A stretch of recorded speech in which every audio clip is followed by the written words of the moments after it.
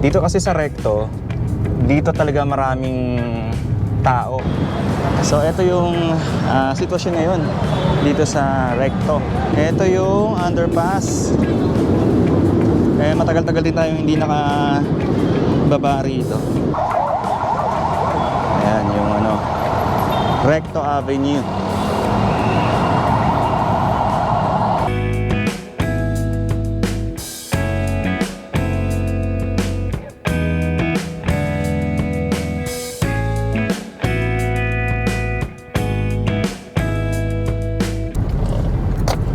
Alright, magandang araw sa inyo lahat. Nandito ulit tayo ngayon sa Manila at muli tayo mag-update sa kalagayan ng Manila, particularly dito sa may bandang Recto. So dito tayo dadaan. Ito yung daan papunta dyan sa may kanto, yun yung Recto. And dito naman sa baba, yun yung sa may papunta ng Quiapo. So update tayo ngayon dito sa Recto at tingnan natin kung ano-ano yung mga nangyari dito at kung ano yung mga dapat aksyonan ni Yorme once na nakaupo na siya at nakabalik na siya sa City Hall. So, ikot lang tayo dito. Dito kasi sa Recto, dito talaga maraming tao. Ito yung isa sa crowded area ng Manila kasi may mall and then malapit siya sa mga university. Nandito rin yung LRT, yung station, and daanan talaga siya kasi marami rin mga palengke rito and maraming mga establishment, kaya maraming sasakyan dito and marami ring tao.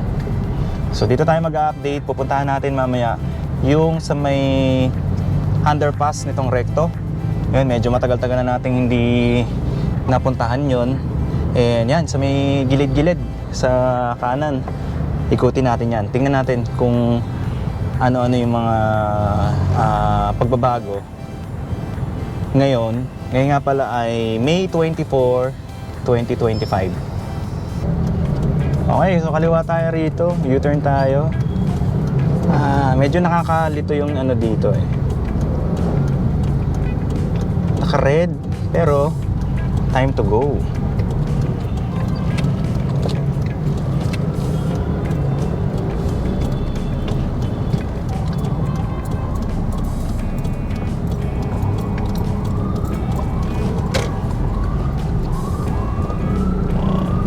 Nandito sa kanan natin yung Isitan. Ayan, na siya, bagong renovate na. Tapos siguro dito tayo mag-parking sa mall na to. Dito sa may Isitan Recto.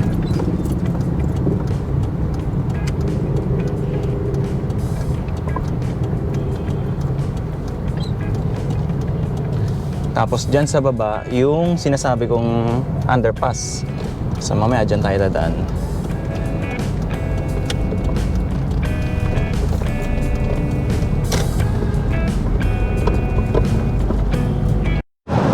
Alright, nandito tayo sa Recto and ito yung Isitan Recto.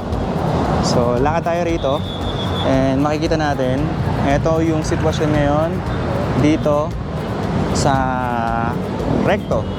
Dito lang sa may bandang Access Computer College. Ito parang hindi na yata nag-operate to.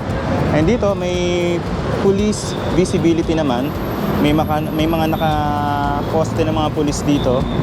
And lakad tayo. So ito yung sitwasyon ngayon dito sa Recto ngayong May 24, 2025. So lakad tayo rito and mamaya tawid tayo dun sa kabila. Ito yung underpass. So dito yung daan. Ito naman yung papunta dun sa may Divisoria. So lakad tayo. Alright. Ito yung underpass. Matagal-tagal din tayo hindi nakababa rito. So tingnan natin kung ano yung sitwasyon ngayon dito sa ibaba. Dito marami mga tailor shop. Ayan, pwede magpatahi ng mga uniform. Ito, mga customize. Pwede magpa-customize ng mga damit. Hello po. At dito yung mga uniforms.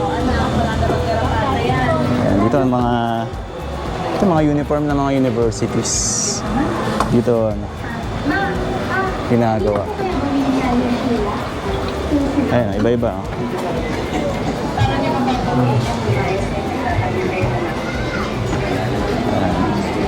Mga uniform ng iba't ibang college. So dito yon. So far okay naman dito. Maliwalas naman. And malinis naman. Ayan, iba't ibang mga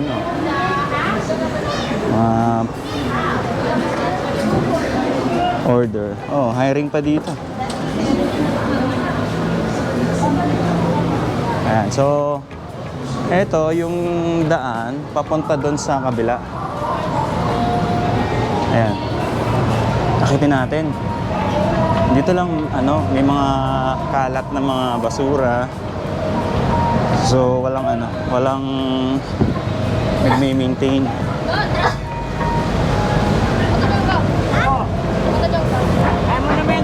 Ayan, ito yung FEU, Far Eastern University. Bye ko kabang po.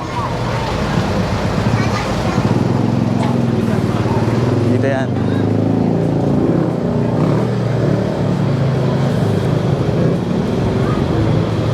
And then balik tayo ron. Lakad ulit tayo. Papunta naman sa may kabila. So maliit lang naman tong underpass na to. Hindi naman siya kasing haba ng Lagos Nilad na underpass.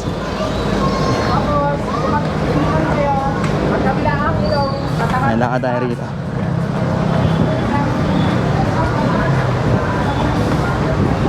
So regular update lang dito sa underpass. Ayan, nakita tayo rito. Hindi pala pinigilan ako ni ate. Dito naman, okay naman. Siguro lang, konting pintura, konting may mga suka. Ayan. Ito yung view pag nandito sa itaas. Ayan yung Recto Avenue.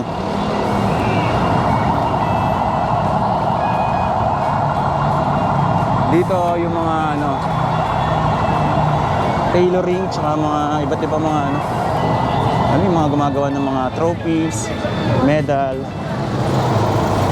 Okay na. Nalakad tayo rito.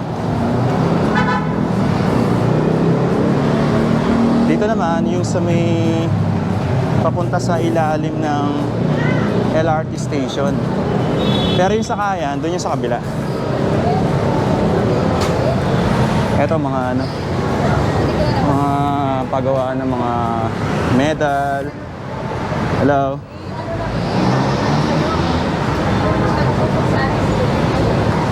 Tapos dito ito mga frame.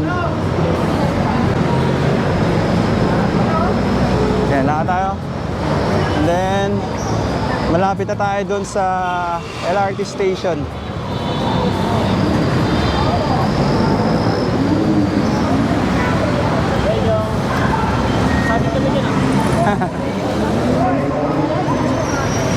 So dito yung parang to, exit ng LRT.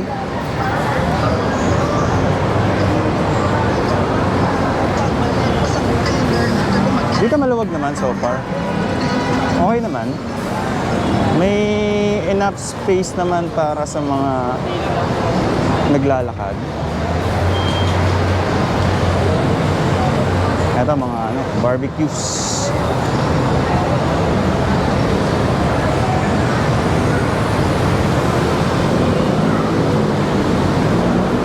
And then punta tayo dun sa kabila. Tawid tayo rito sa Bandaron, papunta ng Praon.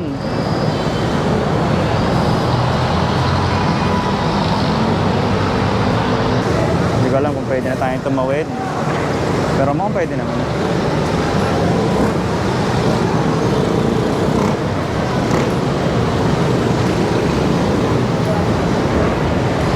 Okay, so ito na yung Isitan.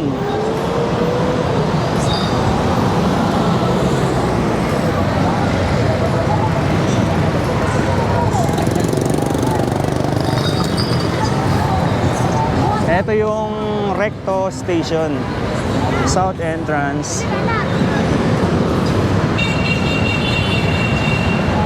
And ito naman yung papunta sa Raon.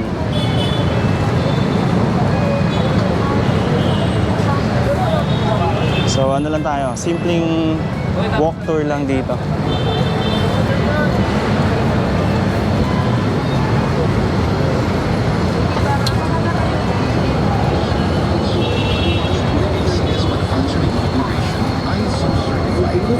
Dito pala yung ano, bilihan ng mga power tools. Tatatan mo lang ng one-side application at bilan mo lang ng 10 seconds. So far okay naman ah. Maluwag naman yung daan. Wala naman tayong nakikitang overcrowded na kalsada. And maayos naman. Hindi naman siya masikip na masikip. And nakakadaan pa rin naman yung mga four wheels dito.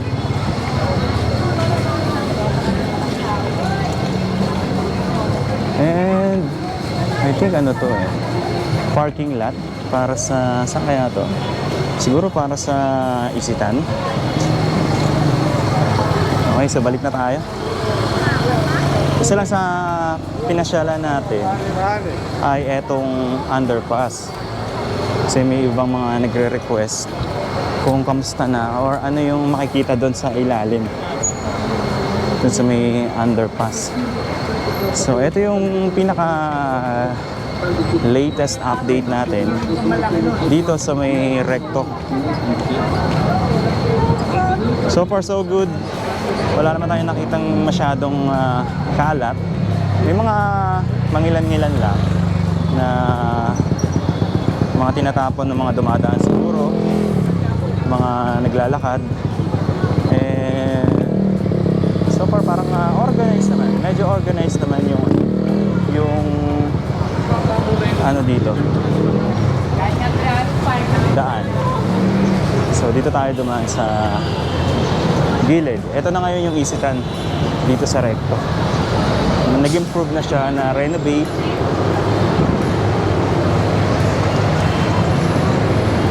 Yan. So ito yung ano. Ayan. Ito yung entrance niya ngayon. Mas nag-improve na siya.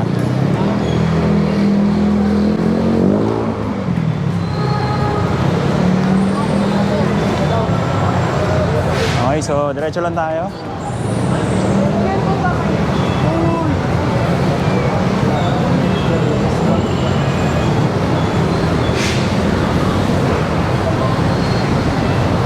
Dito maayos naman yung daan, yung lakaran. Feeling ko dito may nag-iikot siguro ng mga security guard at binabantayan. Kaya mapapansin natin walang mga sidewalk vendors na nakapwesto rito. Kasi siguro pinapaalis ng management ng Isitan yung mga nakapwesto rito.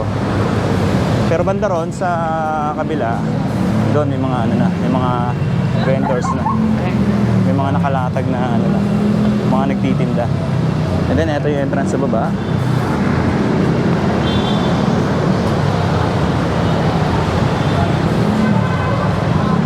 Ayan, diretso lang tayo hanggang sa makarating tayo doon sa pinanggalingan natin kanina.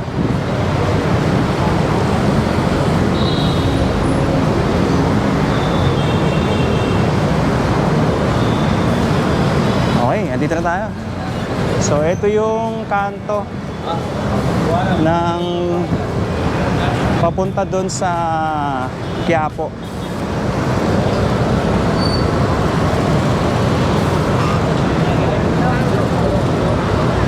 Alright. Maraming salamat sa pagsama sa akin sa simpleng update natin dito sa Recto. Ngayon nga pala ay May 24, 2025. Magkita-kita po ulit tayo sa mga susunod na update. Thank you so much and God bless po sa inyong lahat.